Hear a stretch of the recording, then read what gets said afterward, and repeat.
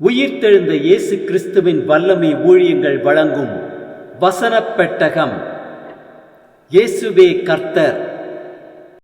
இயேசுவையே தேவன் ஆண்டவரும் கிறிஸ்துவுமாக்கினார். இயேசுவே ராஜாதி ராஜா, கர்த்தாதி கர்த்தா. கிறிஸ்துவே மரித்தோர் மேலும் ஜீவனுள்ளோர் மேலும் ஆண்டவர். கிறிஸ்துவே போதகரும் ஆண்டவருமாயிருக்கிறார். வசனப் பெட்டகத்தின் இன்றைய தின கருப்பொருள் ஜீவன், பாகம் 2. குமாரனை உடையவன் ஜீவனை உடையவன், தேவனுடைய குமாரன் இல்லாதவன் ஜீவன் இல்லாதவன். ஜீவனை குறித்ததான வேத வசனங்களை பார்க்கலாம்.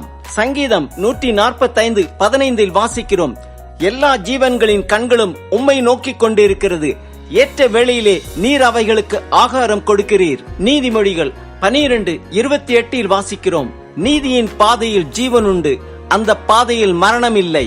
நீதிமொழிகள் 14:30 வாசிக்கிறோம், சொஸ்த மனம் உடலுக்கு ஜீவன், பொறாமையோ எலும்புருக்கி. நீதிமொழிகள் 4:13 வாசிக்கிறோம், புத்திமதியை உறுதியாய் பற்றிக்கொள், அதை விட்டுவிடாதே, அதை காத்துக்கொள், அதுவே உனக்கு ஜீவன்.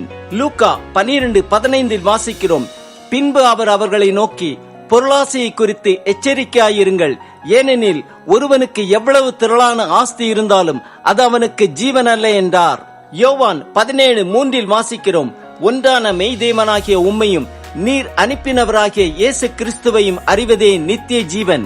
யோவான் 6:54 வாசிக்கிறோம், என் மாம்சத்தை புசித்து என் இரத்தத்தை பானம் பண்ணுகிறவனுக்கு நித்திய ஜீவன் உண்டு, நான் அவனை கடைசி நாளில் எழுப்புவேன். யோவான் 6:47 வாசிக்கிறோம், என்னிடத்தில் விசுவாசமாய் இருக்கிறவனுக்கு நித்திய ஜீவன் உண்டென்று மெய்யாகவே மெய்யாகவே உங்களுக்கு சொல்லுகிறேன்.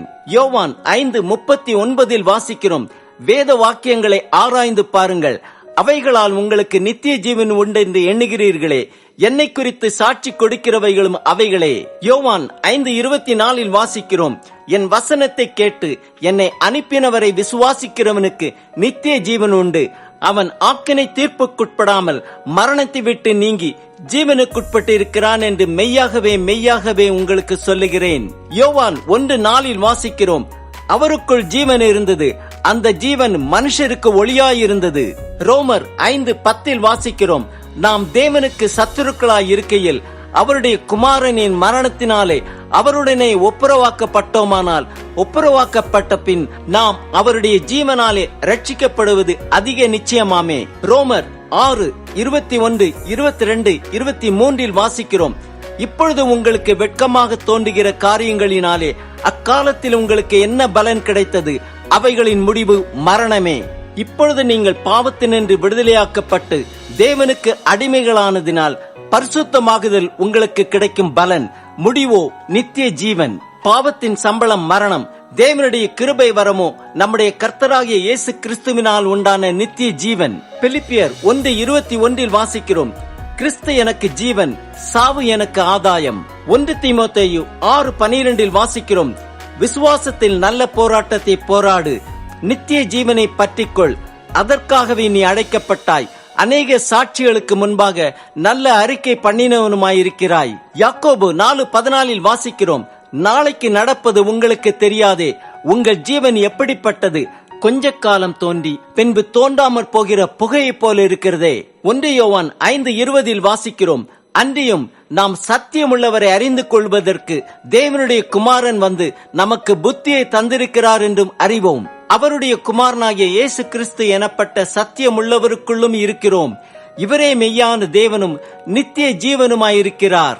1 யோவான் 5:11 வாசிக்கிறோம், தேவன் நமக்கு நித்திய ஜீவனை தந்திருக்கிறார், அந்த ஜீவன் அவருடைய குமாரனில் இருக்கிறதென்பதே அந்த சாட்சியாம். 1 யோவான் 1:2 வாசிக்கிறோம், அந்த ஜீவன் வெளிப்பட்டது, பிதாவினிடத்திலிருந்தும் எங்களுக்கு வெளிப்பட்டதுமான நித்தியமாயிருக்கிற அந்த ஜீவனை நாங்கள் கண்டு அதை குறித்து சாட்சி கொடுத்து அதை உங்களுக்கு அறிவிக்கிறோம். ஆம், குமாரனை உடையவன் ஜீவனை உடையவன், தேவனுடைய குமாரன் இல்லாதவன் ஜீவன் இல்லாதவன். வேத வாக்கியங்களை ஆராய்ந்து பார்ப்போம், அவைகளால் நமக்கு நித்திய ஜீவன் உண்டு. விசுவாசத்தின் நல்ல போராட்டத்தை போராடுவோம், நித்திய ஜீவனை பற்றிக் கொள்வோம்.